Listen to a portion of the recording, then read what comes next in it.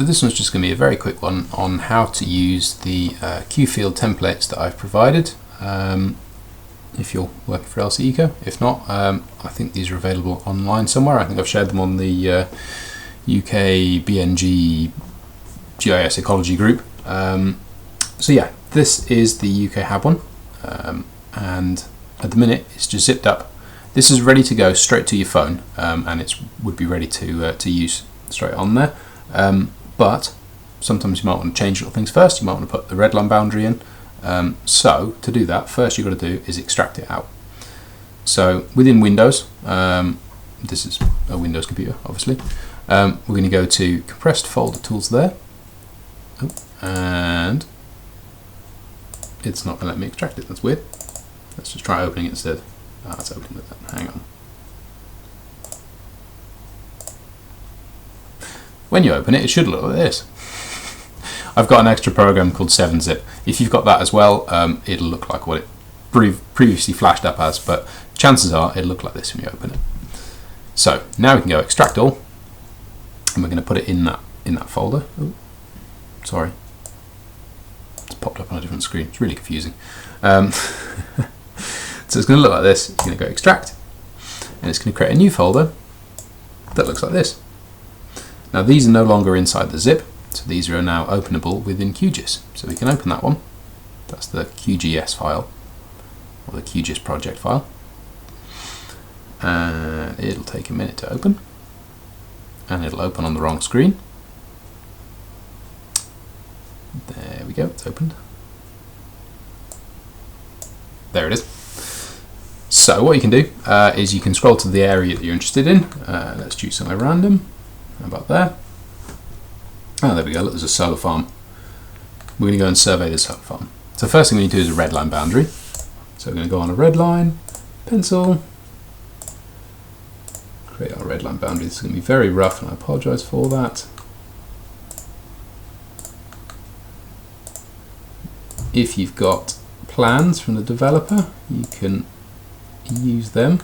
If you've got CADs or anything geo-referenced. There we go. That's our red line, so we're going to save that.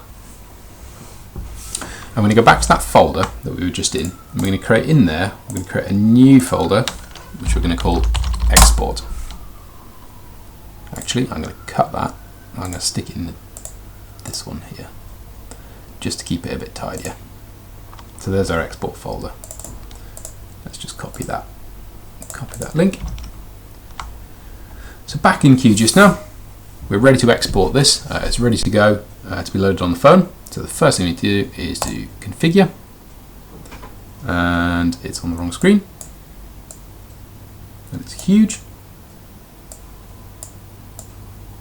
That's better. So we're on cable export, so we're just going to check through here, make sure that everything is on copy, not accessed directly or anything like that, apart from the satellite background. You keep that on that. I'm going to go OK. No real changes you've got to make there. Next thing we're going to do is we're going to package it for QField. And we are going to save it into that location that we just created, which is my tutorial folder called export. And we're going to stick it in there. And then we're just going to go create. That's going to grind and whir for a minute. And then jobs are good. So obviously if you want to add anything else, let's say you wanted to put some broad habitats that you could identify from satellite on there, or that you knew were there, you could always stick them on ready for it, and that process will just get it all packaged up nicely, ready for loading onto your phone. So we're going to go to our folder that we created. This is the export folder. I'm just going to zip that up. I'm going to do it within the folder. Select all of them. I'm going to go send to zip file. What should we call this place? Bob's Solar Farm. So I'm going to take this file, I'm going to stick it in there just because I like it to be there, and I need to load this onto my phone.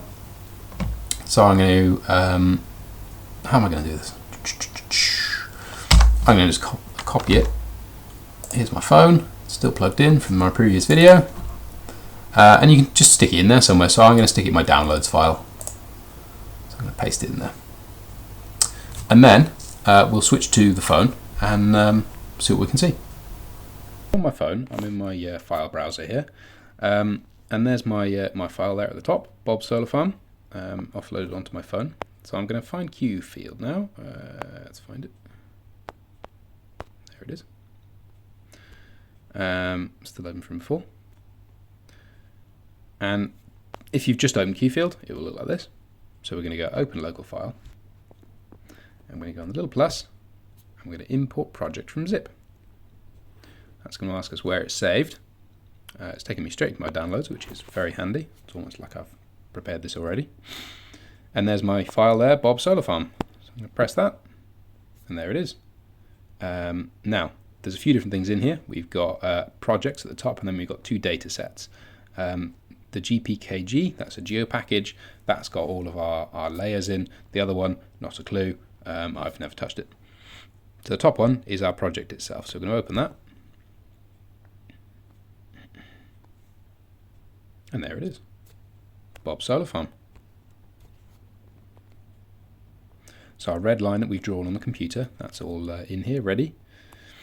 And now we're ready to go out in the field, stick our pencil on. Hello. No, I'm in edit mode. There we go. And we're ready to start digitizing some stuff.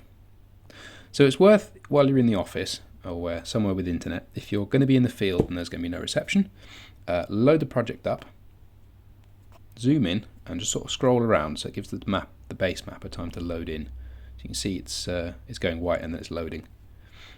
So that way, if you've got no internet, it should already be loaded in. Okay, we're ready to start drawing some things in. So I'm going to put my pointer there, drop a little dot.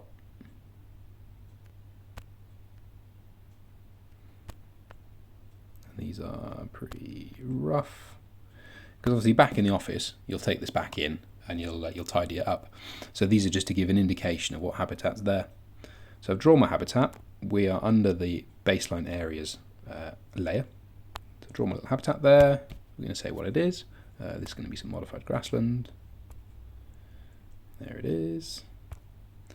Comments, you can put in any comments that you want there.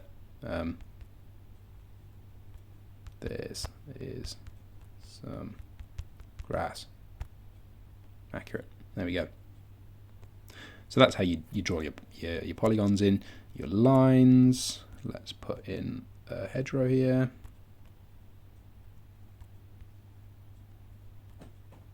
And done. It's a line of trees. So this bit's kind of optional. It's taken from the side that I use for calculating BNG. So you may not necessarily know whether it's good, fairly poor, etc., until later. So entirely optional. Tick that. There we go. There's our lovely hedge. And we're going to add in a tree as well. It's a rare old tree. And it is large. I need to update that because they've added an extra category recently. There's our trees. Right then. Now we want to do condition assessment. So we've got a layer for that. Now, depending on your phone, it may take a little while because it's quite a big file and there's a lot of stuff in it. It's also a bit tricky to figure out on your phone because the descriptions and the questions are quite long, and obviously your screen on your phone is quite small. You should be sort of familiar with the condition assessment process anyway. So these are kind of just reminders of what the questions are. So let's drop one in for grassland and we'll see what it looks like. So this is going to be,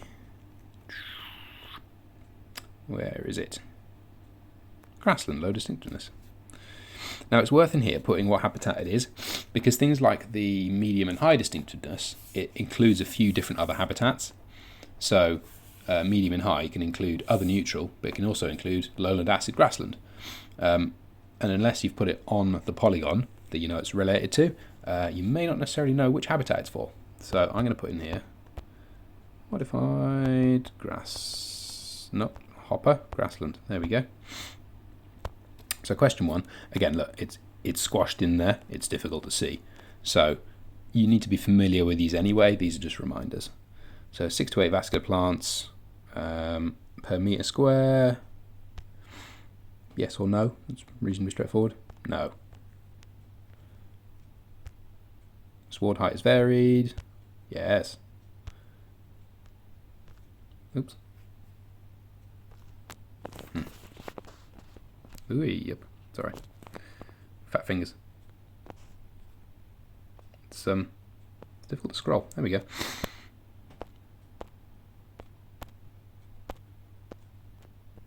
So, as you can see, it'll just keep posting up the different questions. Some of them won't have, I'm going to keep going until I get to it. I don't know how many questions there are for grassland. There we go. So, question 8, there isn't a question 8 for grassland, but for some there is. So, like woodland and trees, for example, they've got quite a lot of questions. So they will continue down to the end. But for grassland, there isn't that many. So there we go. There is our little point. Oops. That one there. Hello. And these are the answers. So it won't calculate the condition here. That's something you'll have to do when you get back in the office. But it's just it's going to be handy for you to record the habitats where they are, and to record those conditions against the actual thing. So when you come back into the office, you've got a little point there, and you can go, that habitat condition relates to this particular one here, and it clears it up that way. It's a bit helpful. So that is, I think, pretty much it for editing stuff. The last thing that might be useful is target notes. So target notes on here allow you to put pictures. And I don't know what this picture is going to be of. I'm a bit concerned. Is it going to be my desk, or is it going to be me? That's going to be my desk. There we go.